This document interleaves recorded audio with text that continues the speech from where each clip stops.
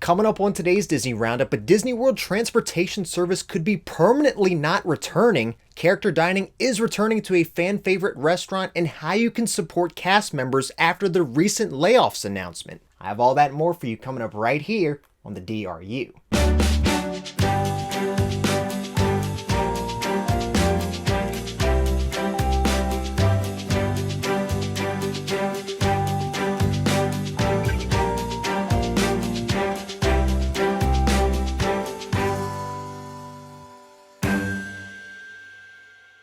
Hey everyone, Jeff here, and welcome to the Disney Roundup, where I bring you up to date with all the latest Disney and Disney Parks news each and every single week.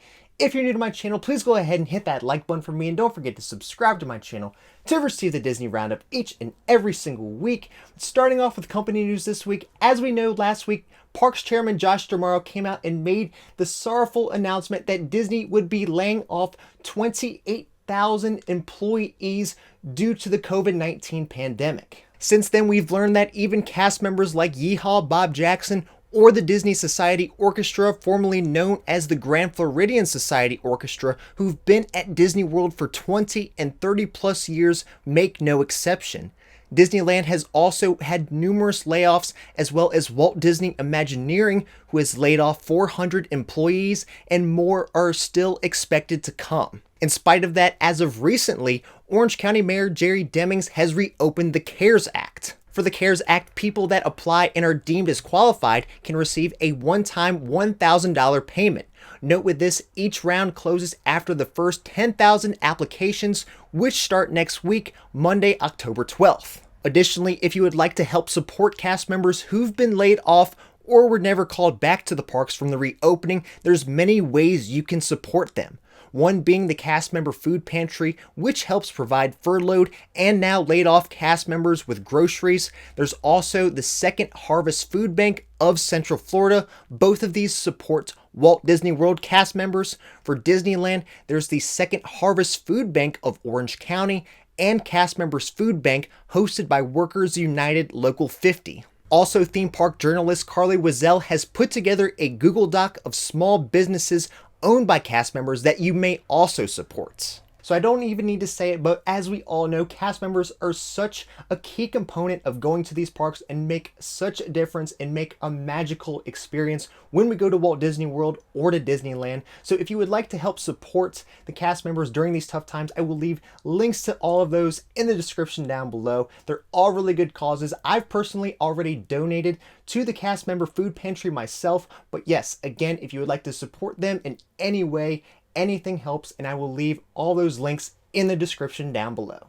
Now, although it seems that the Walt Disney Company just released their third quarter earnings for the year, they've already announced when they plan on announcing for the full year and quarter four. The Walt Disney Company will discuss the fiscal full year and fourth quarter 2020 fiscal results via a live audio webcast beginning 4:30 p.m. Eastern Time on Thursday, November 12th, 2020. Results will be released after the close of regular trading on November 12th, 2020. And if you want to listen to the webcast, I will leave a link to that in the description down below. But as you know, I will be covering all of the key news right here on the Disney Roundup. Now for outside of the parks news. So since the Walt Disney World has reopened, character dining has been very limited, but soon you'll be able to dine back at a favorite restaurant with all of your favorite characters. Disney Parks blog has announced that Mickey and his friends will be returning to breakfast at Chef Mickey's in the Contemporary on December 16th.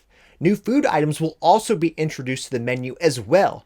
Along with the traditional breakfast favorites, they're introducing the new Mickey Celebration Pancake featuring whipped cream, celebration sprinkles, shimmering pixie dust, and more. On the savory side, they're adding a new loaded potato cheese casserole topped with smoked bacon crumbles and chives. Also new coming soon will be Goofy's Banana Bread French Toast, which consists of banana bread baked in a zesty orange-scented French toast batter topped with espresso mascarpone cream, toasted bananas, and chocolate crumbles. Of course, when Mickey and his friends return, the experience will be different to comply with physical distancing rules, and reservations for Chef Mickey's character breakfast will open on October 17th based on availability. In addition, Disney Resort Hotel guests can make reservations up to 60 days in advance, plus the length of their stay. Now, although most transportation has returned to Walt Disney World, one fairly new and popular service has yet to see its return. As introduced in summer of 2018,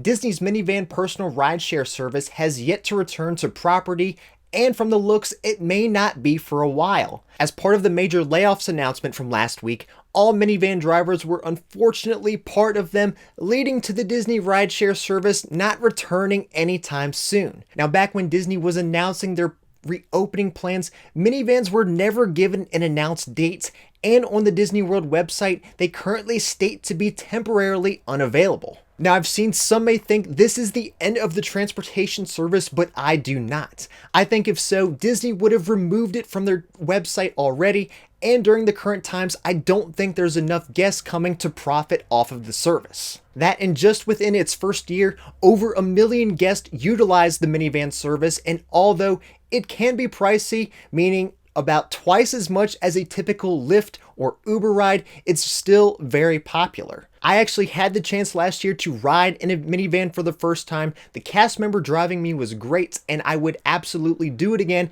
As we know, a lot of transportation, like the buses, aren't very reliable if you need to be somewhere on time.